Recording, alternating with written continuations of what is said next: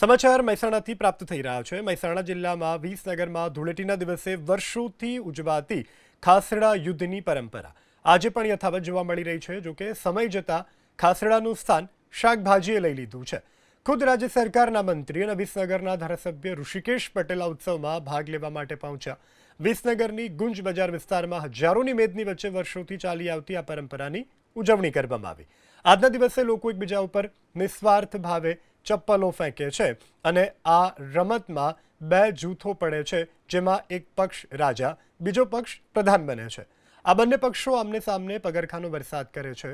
આ રમત પાછળ માન્યતા છે કે પગરખા વાગવાથી કોઈને દુખતું નથી, પરંતુ લોકો તેને આશીર્વાદ માની અને હર્ષોલ્લાસ સાથે ઉજવણી કરે છે।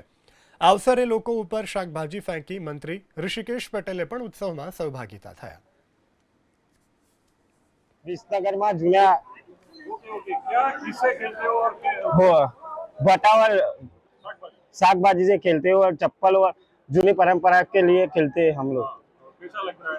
बड़ा मजा आता है। हाँ, चोट लगती है चोट लगती है, तो दर्द भी होता है, वो वर्ष पुराना जाता है, अच्छा जाता है।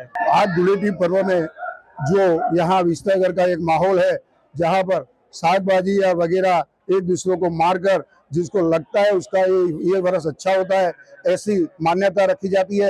और उसके बाद मटकी फोड़ने का भी एक कार्यक्रम है, जो यहाँ इसमें अंदर जो प्रसाद है वो यहाँ बांटा जाएगा।